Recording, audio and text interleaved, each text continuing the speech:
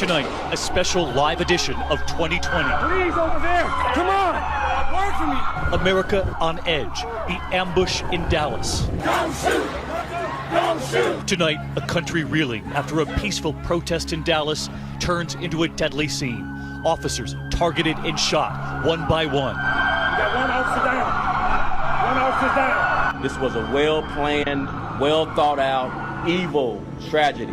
In a matter of minutes, 5 Dallas officers are dead, 9 others wounded, including bystanders. Who were the fallen? The sniper telling SWAT teams he was aiming for whites. Did he use his training from the military? Tonight, a national conversation about race, about police relations, about gun violence. Officers shaken. This evening in several cities told to head out in pairs. He's licensed to carry. On Wednesday, a white policeman killing a black man at a traffic stop. Sir, he was just getting his license and registration, sir. A day earlier, another killed outside a Baton Rouge convenience store.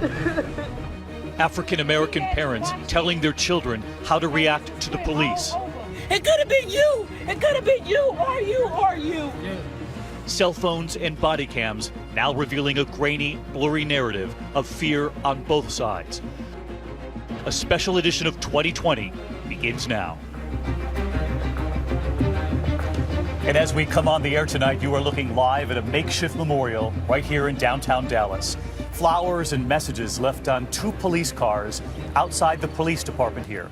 As members of this community come out in support of the officers lost, we were at that tribute today. Met a grandmother who was at that peaceful protest last night, but who also felt it was important to bring her grandsons to see those patrol cars, to remember the officers who were fallen here in Dallas overnight. Good evening, everyone. I'm David Muir here in Dallas tonight. And I'm Elizabeth Vargas in New York, and we're here tonight live because of the events of the entire week. They have us all searching for answers. 2 black men killed during what should have been routine encounters with police, and then chaos and bloodshed in one man's violent retribution for those deaths. All day long, David's been on the ground in Dallas, where developments have been fast-moving. David? And Elizabeth, here's something that helps to put this in perspective. So far this year, the number of fatal shootings by police officers has risen over this time last year. But in the same period, so has the number of officers killed in the line of duty. Theirs is a dangerous job. And fear and outrage really on both sides seems to be fueling an endless cycle in this country, with many now demanding change after a deliberate plot here in Dallas to kill police officers overnight, one by one. Flags and flowers for the fallen. Police cars covered in makeshift memorials. A city, sadly, in need of comfort. Deep in the broken heart of Texas tonight. A dark hour for Dallas. I'm not a threat. 'Cause I'm black. It all began at 7 o'clock last night. A large demonstration gathering in Belo Garden, a park in downtown Dallas. No justice. No peace. No justice. No peace. Demanding change after police killed black men in Louisiana and Minnesota this week. For nearly 2 hours, everything running smoothly. Dallas police post photos and video on social media, handshakes and smiles with the protesters. The crowd estimated at 800, with 100 officers watching over.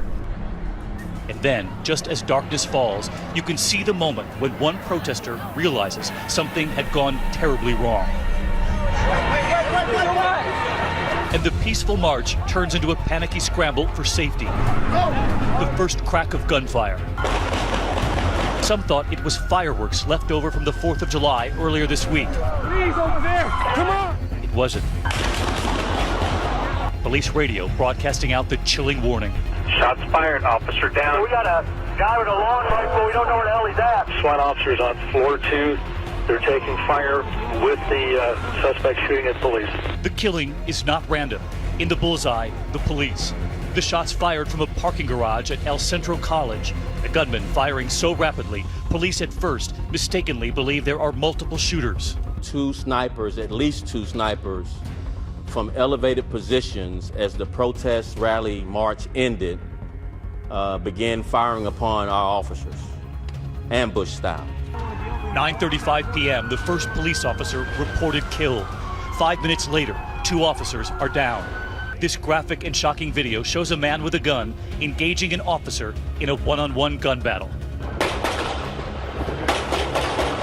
Another witness with a camera across the street captures this angle.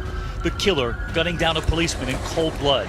You can hear the anger, the outrage, the trauma in his voice. That bastard come out there shooting. He had an M16 or something what he had. He was the one doing the shooting. Get his ass. Taking his life into his hands, the man with the camera pursues the gunman, pointing him out to the other officers. He went over there by the school. By the school. He's over there at the school. The toll now, 3 officers dead, but the carnage is not over.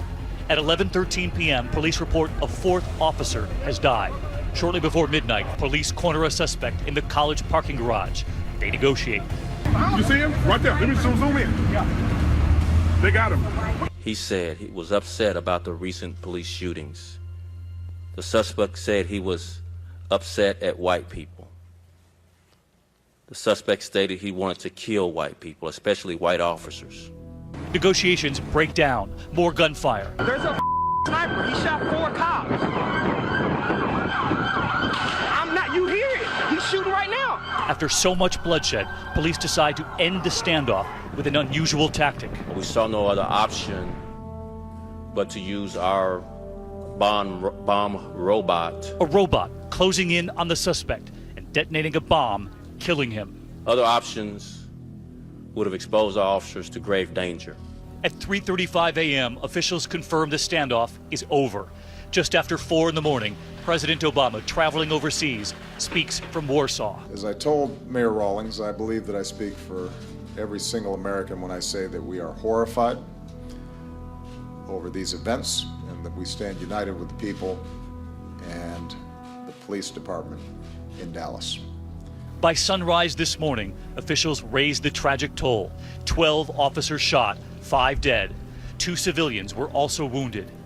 This unforgettable image, police officers at Baylor Medical Center saluting the victims in blue. Finally, just before 8 this morning, and many Americans are getting ready to go to work, the exhausted mayor and police chief of this stricken city sharing heartbreaking details of what happened on a night in July here in Dallas. We are heartbroken. It's a motorcade that in a moment will be getting ready to carry one of There are no words to describe They will head from the atrocity that occurred to our city. That burst a powerful image. Joining us here tonight is Byron Pitts, and it wasn't lost on either one of us here that overnight these were peaceful protests. Police officers weren't in riot gear as we've seen in other cities across this country. They were here in normal clothing, and they've actually made great strides, progress, this police department here. David, last night you saw protesters and police officers taking pictures together. But tonight, the grief here is palpable. Lives changed and lives taken. Last night, 5 police officers in the city went to work, but never made it home. No justice! Before everything went so wrong, Shatamika Taylor was thrilled to have her 4 sons along at the protest march.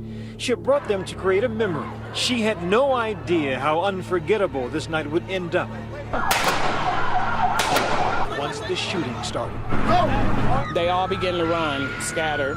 And she said as she started to run, she caught a bullet in the back of her right leg. She immediately jumped on top of one of her boys, the 15-year-old. She jumped on top to cover him on the ground as she pushed him in between 2 cars and the curb. Her sister Teresa says Shatamika had laid there for 5 minutes not realizing she was shot and not knowing where the other 3 boys went as she sheltered her son with her body. He was just scared. He didn't say much. When we walked into the hospital, he just grabbed our necks and hugged us. He's covered in his mom's blood. The family was reunited at the hospital, thankful the boys were okay, and Shatamika wasn't much worse. That's our youngest sister, and the only thing we can do is feel relief when we walk in and see it was just her leg. In fact, though she would require surgery, Shatamika was far more concerned with the fate of the police officers. We're watching the news in the hospital room, and all she can do is say, Lord, be with those families of those police officers. And that's what she kept repeating. That haunting video image of a deranged killer will not soon be forgotten. A total of 5 officers murdered, a motorcade taking bodies from the hospital to funeral homes. They were Senior Corporal Lauren Ayers, had been on the Dallas Police Force for 14 years, 55-year-old Sergeant Michael Smith, a father of 2 young girls, and a one-time Army Ranger. 32-year-old Officer Patrick Zimmerippa, a husband and father of an infant daughter. He had survived 3 tours in Iraq. 40-year-old Officer Michael Kroll, a native of Michigan. He had been on the Dallas force since 2007. And 43-year-old Transit Officer Brent Thompson, who had just gotten married 2 weeks ago. And it said on his LinkedIn profile, "I'm constantly looking for different ways to serve the department." This is a family member of someone who has been shot tonight, I'm told. Let's listen 7 in. others were injured, among them 39-year-old Transit Officer Misty McBride, mother of 10-year-old Hunter. Just happy that she was okay, that she can live on to tomorrow, and that I'm just glad that she's alive, really. I said that I love you and that I'm glad you're here.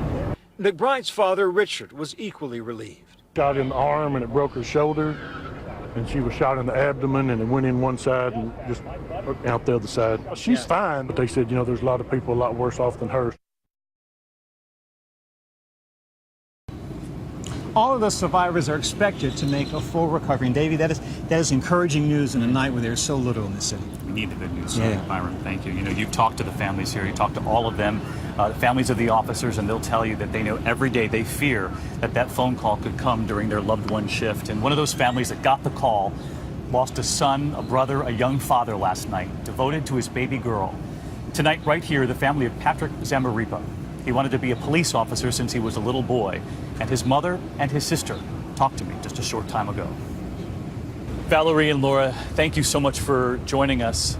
And of course, our thoughts and prayers are with you tonight after the loss of Patrick, your beloved brother and your son. And Valerie, I know that your son wanted to be a police officer ever since he was a little boy. Tell us about it.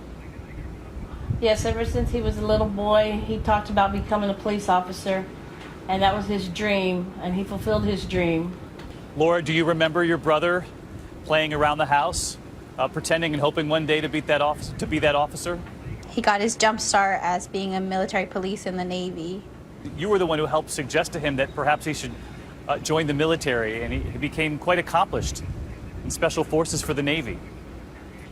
Yeah, he didn't have a plan, so I came home and I said, well, let's go to MEPS, get you enlisted. You can be a military police and that'll put you in the right direction. And sure enough, he ended up loving it. And Laura, do you remember when he came home and had decided to become a police officer back here at home in Texas? Yes, I do. He was motivated, he was pumped, he was ready to go. And he got here and he did exactly what he was going to say he was going to do. He had the support of all of us, and we backed him. We were so proud of him. I know that he often thought about his own children. They were his pride and joy, his stepson and his little girl. And I read that he said when she arrived, "Daddy's got your back, my new reason for life." How is Lincoln doing, and are you all thinking about her tonight? Oh yes, most definitely. She's on our mind and in our prayers. She's with her mother somewhere else right now, and how come they not be in our thoughts and prayers? And I just don't know how she's gonna be looking for him and not see him anymore. She loves him. She loves her dad very much. Yes, she does, and she looks just like him. I heard as a father he was very much involved, often carrying his gear in one arm and the diaper bag in the other. That was a for sure all the time. When he would be getting ready to go to work, if he didn't have a sitter, he would call me and say, "Mom, I got to drop off Lincoln." What would you say to the country tonight about all of the police officers who put their lives on the line every day, like your brother did and your son did last night here in Dallas? To just be safe. Rely on your partners. Be safe. Support each other. What do you hope to carry on for him in the eyes of his little girl that he loves so much? I'm not going to be able to do that on my own. I need support from my mom and my dad and my other brother. That way she can know who her father was later when she grows up. Well, Laura, you have that support of your family right there in Fort Worth, I know, and the entire extended community here in Dallas. Our thoughts and prayers are with you, and we're thinking about Patrick tonight as well. Thank you both so much. Thank you. Our thanks to Laura and to Valerie tonight. And of course, we're thinking about Patrick and all of those officers who were lost, Elizabeth. And as you heard from them right there, they're counting on their extended family and this entire community to really help raise that little girl. Very, very tough to hear from those families, David. Thanks. And we have so much more ahead tonight. More about that sniper, what he wanted, and the controversial action police used to take him down, and what has become the new normal for black families in America, having to talk to their sons on how to behave when stopped by a policeman. They call it the talk. And as we go to our break, video just now of thousands marching in downtown Atlanta, coming face to face with the police as the Georgia NAACP calls for a weekend of reflection and peaceful protest. We'll be right back.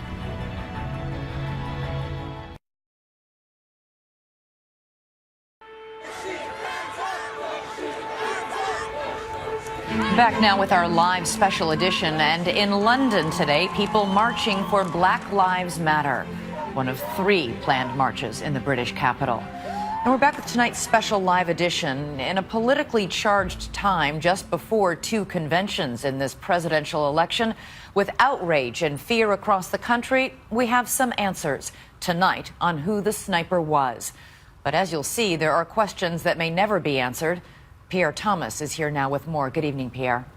Elizabeth, police say it was law enforcement's worst nightmare, a cold-blooded killer motivated by race, targeting women and men because they wore the badge. Authorities say Micah Xavier Johnson went hunting for police, specifically white officers. He said he was upset about the recent police shootings. The suspect said he was upset at white people. The suspect stated he wanted to kill white people, especially white officers. According to police, that racial hatred ran deep. His Facebook page reveals some of that rage against police. He liked the page which said, "Kill everything blue that moves." Law enforcement sources tell ABC News Johnson was armed for his shooting spree with an assault rifle and 2 handguns. Today, police searching Johnson's home in Mesquite, Texas, finding bomb-making materials, ballistic vests, rifles, and a personal journal of armed combat tactics. Johnson served in the Army Reserve from 2009 to 2015, doing a tour in Afghanistan. Neighbors in this quiet suburb of Dallas, where Johnson once attended high school, were stunned that the killer was living among them. This guy lived around the corner from me and was willing to take people's lives that he didn't even know. You know, it's scary. Another neighbor told us he recently saw Johnson doing what looked like tactical Army training in his backyard, crawling on the ground with a gun. But Micah's sister took to Facebook today to say that that was not the man she knew, writing, "I keep saying it's not true. My eyes hurt from crying." At least 2 snipers from elevated positions as the protest rally march ended began firing upon our officers, ambush style. Initially, police thought they had a suspect. A tweet from the Public Information's Office reads, "All right, Dallas, we think this is one of our suspects. Help us find him." And by 12:30 Central Time, there was news that 3 suspects were in custody. At the same time, police were negotiating with a 4th suspect who turned out to be Johnson. The suspect has told our negotiators that the end is coming and he's going to hurt and kill more of us. But early this morning, the one man they initially thought was a suspect had been cleared. The tweet read, "This man cooperated, was interviewed, released. He is not a suspect, person of interest." We received a phone call that my face was on there as a suspect, and immediately I flagged down a police officer. Tonight, police increasingly believe the Dallas shooting spree is the work of a lone gunman. At this time, there appears to have been one gunman with no known links to or inspiration from any international terrorist organization. Those 3 alleged suspects arrested last night have been released, but authorities continue to look into Johnson's background to make sure he operated alone. Police praying Johnson was a lone wolf, but taking no chances. Tonight, they're going through his computers and phones to make sure there's no one else. Back to David in Dallas. All right, Pierre Thomas live in our Washington Bureau tonight for this special 2020. Pierre, thank you. And we heard the mayor of Dallas today calling this a well-thought-out planned evil. So we want to bring in Martha Raddatz tonight because for the first time ever, the police, the SWAT team, in trying to communicate with this suspect, when communications broke down, they brought in a robot. And you have talked about these robots overseas, but what many people didn't realize was that in the major departments across this country, they have these robots. They do. In every large police department across the country and in many of the smaller ones. We've both seen them. They send those robots in for surveillance, for bomb disposal, and they'll put explosives on the arm of that robot, which is about the size of a lawnmower, a little bigger than the lawnmower. The explosives can be placed down if they fear a bomb is there, and they detonate the bomb before the bomb detonates itself. They put the explosives into the arm of the robot, but rarely, if ever, have we seen them actually use it when there's a suspect there to take out the suspect. We have never seen police departments, U.S. police departments, use this method, that they actually went in, they feel threatened enough that they wanted to send that robot in. All right, Martha Raddatz with us again tonight. Martha, thank you. And you know, the marchers in Dallas were reacting to recent events. 2 black men shot by 2 different police departments this week, one in Baton Rouge and one in Minnesota. And Elizabeth, this was all because of what began earlier in the week. That's right. On Wednesday, it was at a traffic stop. We were told in that live Facebook post it was all because of a broken taillight.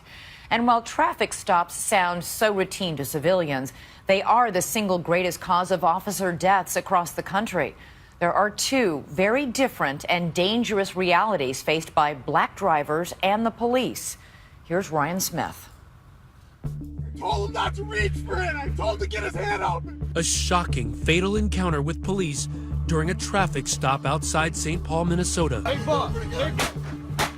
Another in Baton Rouge, Louisiana. Just 2 high-profile, apparently unjustified shootings of black men that have left many African Americans frightened, fearful of those who are sworn to serve and protect. It's like it's open season for African American men. And traffic stops also claiming the lives of more police officers than any other police shootings. The belief that black Americans are at greater risk from police isn't just perception, it's reality. That's according to a study released just today that showed African Americans are far more likely than other groups to be victims of use of force by police. It's not even a question of whether or not I think that they're treated, African Americans treated differently.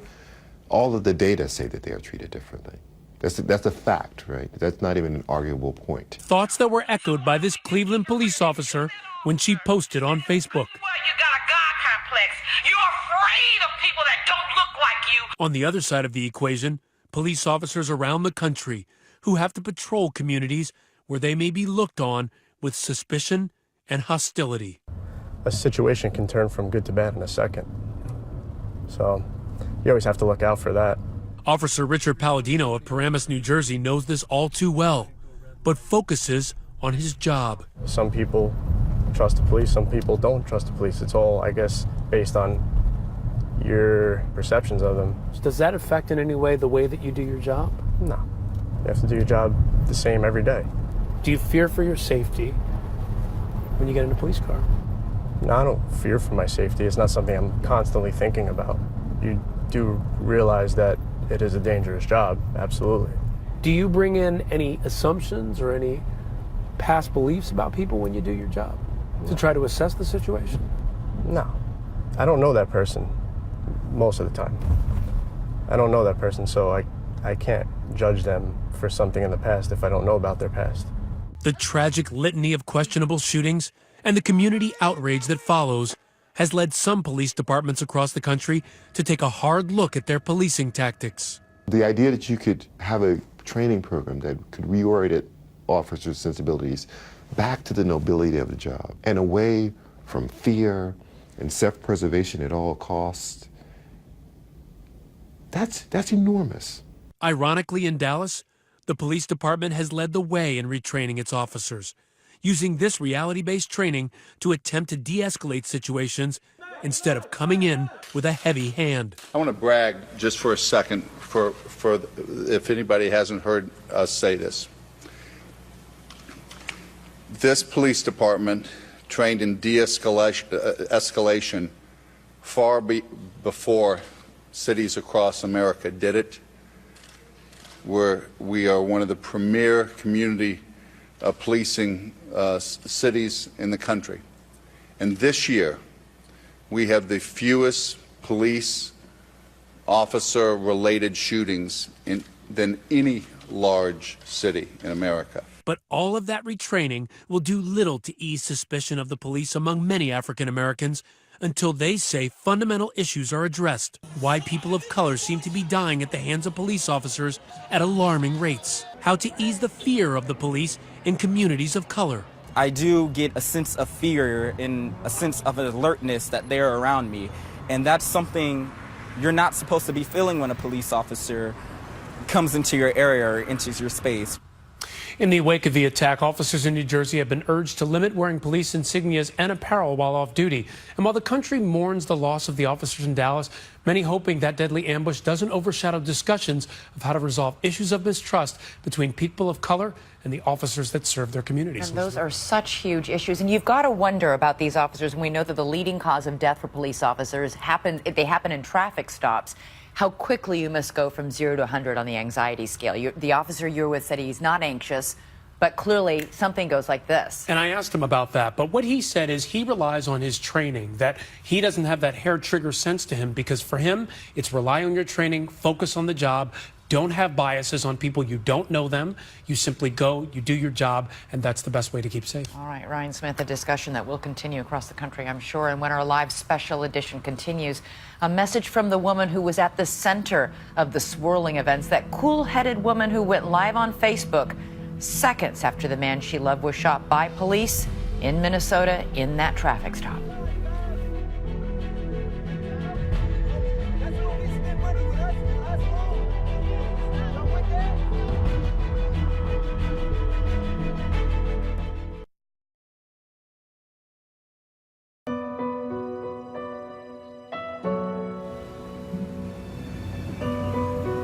We're back now with our live special edition of 2020 Ambush in Dallas. And as night is falling here in downtown Dallas on that impromptu memorial right there in front of the police headquarters, you can see there are 2 patrol cars there.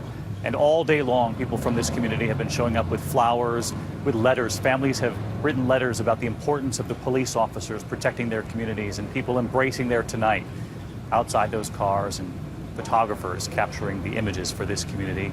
It all comes after the events of this past week seeming to collide into a perfect storm of fear in many communities, fear about the injustices they've witnessed, and fear for many of the officers out on the beat. One of the most chilling scenes this week has now been seen by millions when a young woman pulled out her phone and live streamed on Facebook for several minutes after a deadly police shooting. Her boyfriend had just been shot in the passenger seat right next to her. Her calm narration, with the officer still standing at that window holding his gun, left many speechless. ABC's Gio Benitez is in Minnesota. David, good evening to you. We are outside the governor's mansion here in Minnesota, and just take a look. So many demonstrators are still here tonight. They've been here since Wednesday night when this story went viral. Wednesday night, 9 p.m., 2 officers from the St. Anthony Police Department in Minnesota spot and pull over a white Oldsmobile. In that car, Diamond Reynolds with her boyfriend Philando Castile and her 4-year-old daughter Deanna. According to Reynolds, Castile told the officer he was carrying a licensed gun. He's licensed to carry. What happens next will further incite a country already in crisis. Officer Geronimo Yanez pulls his gun and begins firing at Castile. And Diamond makes the critical decision to grab her phone and start live streaming on Facebook. He was trying to get out his ID and he was reaching for his wallet, and the officer just shot him in his arm. Reynolds calm and clear. Remember, her 4-year-old daughter Deanna is in the back seat. We're back. I will, sir. No worries. I will. I told him not to reach for it. I told him to get his hand out. You told him to get his ID, sir, and his driver's license. Oh my God, please don't tell me he's dead. Then officers, guns drawn, order Reynolds out of the car and place her on the ground in handcuffs. Police perform CPR on Castile on the street, while Reynolds, now detained in a patrol car, finally breaks down. Her young daughter comforts her. Ah! It's okay, I'm right here with you.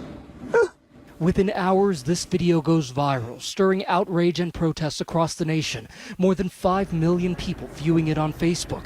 And overnight, Diamond Reynolds becomes a symbol of the fractured relations between African Americans and law enforcement. These police are not here to protect and serve us. They are here to assassinate us. They are here to kill us because we are black. Thursday, Diamond getting a face-to-face apology from Minnesota's Governor Mark Dayton. I can't tell you how sorry I am for the terrible tragedy that's been forced on you and on your family. I don't want you guys to be sorry. I want y'all to be more careful. Even Facebook founder Mark Zuckerberg commenting about the power of sharing these graphic images on social media.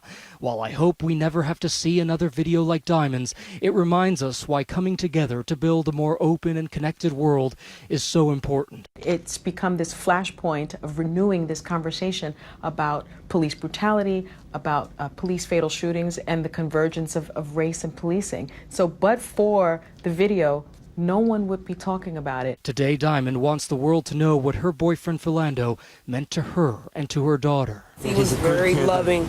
He was a happy man. He went to work every day. They took him away from me. Now who's going to protect us? Philando Castile was 32, a beloved supervisor in a cafeteria at a Montessori school. He matters. His life makes a huge difference in this world, and now he's gone. It's not enough to protest. We have to find a way to change that. We have to make that change. A sentiment resonating far beyond Minnesota tonight. When you see what happened in Dallas, what's going through your mind? It hurts me what's going on in Dallas.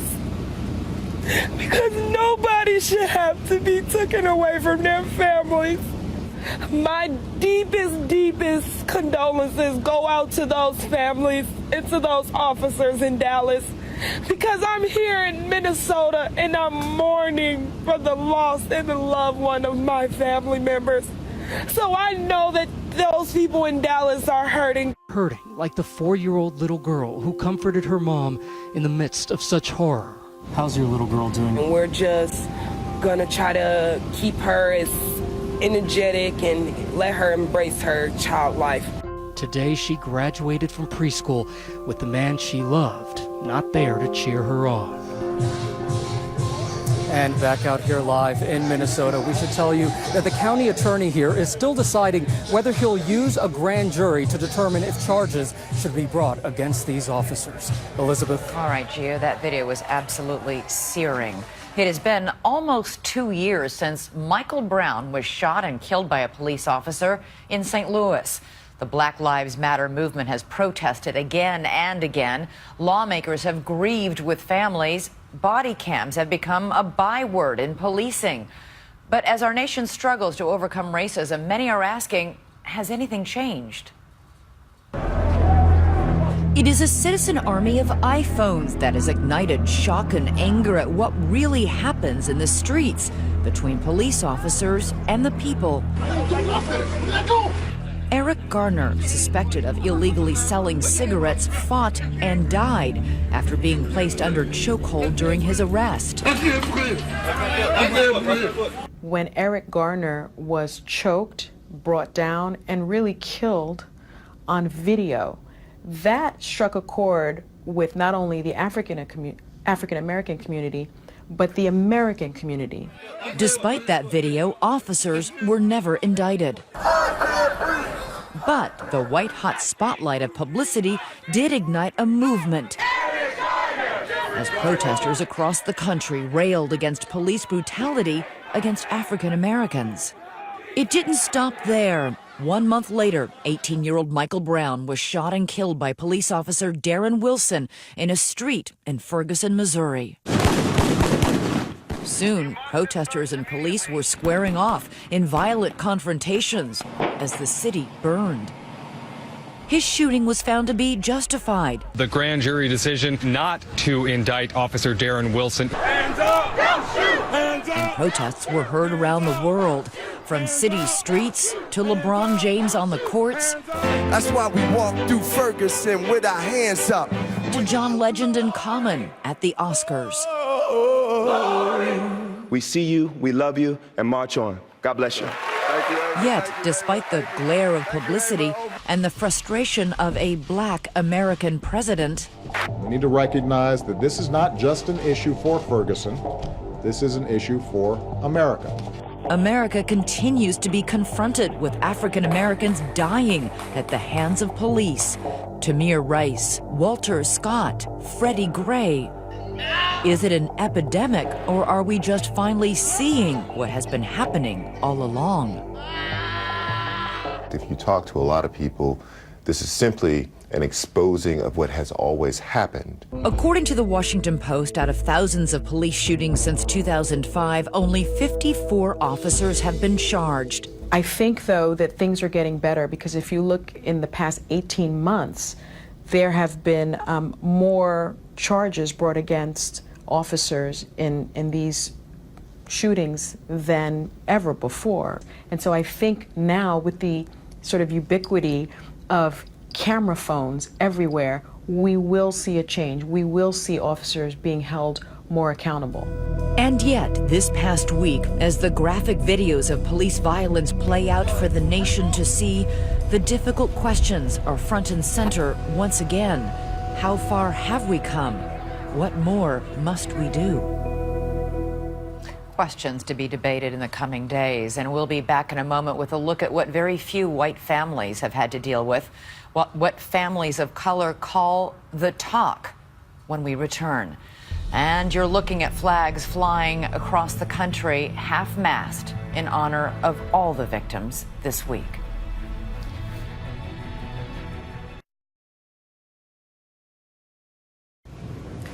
We're back now with our live special edition of 2020 and the national discussion about race causing so many difficult conversations this week, a divide between black and white. And for many, that divide means preparing their own children for what could be different circumstances when their children come in contact with the police. Our ABC colleagues were talking about it today, as perhaps some of you at home. Sunny Hostin sat down with her friend, author Lawrence Otis Graham, for an unfiltered talk about having the talk, about appearance and perception. Let's talk about the uniform. I didn't know until Trayvon Martin got shot that the hoodie was something that children, black children, shouldn't wear. And I remember when my son was about 9, I felt that he needed a uniform so that he didn't appear to be threatening. So he always has khakis on, a polo shirt. So you spoke to ABC a few years ago about this uniform that we both have our children wearing. It's no hoodies, it's no dark clothes. My boys know that they've got to be khaki pants. We don't do sweatshirts with words and names on them. This is really casual for them. They don't do the t-shirt thing. Has the uniform changed? The uniform has actually become a little more conservative. There's no sunglasses, hoodless sweatshirts. I haven't done the no sunglasses yet. But we've got it nailed down. I mean, it's topsider shoes, the boat shoes. Now, all of this seems outrageous and ridiculous, but this is the cultural shorthand that strangers need to be able to see to say, okay, this kid is safe. We have a whole list of rules that my kids first resisted, but now very much understand. Parents of all races should probably have this discussion with their children, how to survive a police encounter. But the bottom line is the stats don't lie, right? I mean, if you look at the stats, black children, young African-American men, are more likely to be killed by police officers than their white counterparts. I would love to have raised my children telling them it's a colorblind society, but that's a fairy tale, because ultimately they are going to get profiled, and it's out of their control. Now, what about this notion that, when you have the conversation with your children about race and policing, that you are having a biased conversation and you're racist and you're part of the problem for making your children distrust police? Right. In our family, our view is, and I'm saying this as someone who's chair of the county police in my local police, and I know how hard they work and I know how dangerous their job is. And most of them are wearing that uniform because they want to help people. Absolutely. And because they're just good cops. And they are not looking at race, they're not looking at gender, not looking at ethnicity, but for those rogue cops that are, I say better not to have any interaction with them than to have even a neutral interaction. Socioeconomics don't seem to matter when it comes to race and policing. It's more about bias. Exactly. You cannot buy your way out of in any way. And although I know that I have this armor for my kids, these different clothing, but you really can't buy your way out of the possibility of being mistaken as a criminal when you're a child or a young person of color. It's an eye-opening discussion, and I want to bring back in Nightline anchor Byron Pitts, because you and I were talking about this earlier. It's a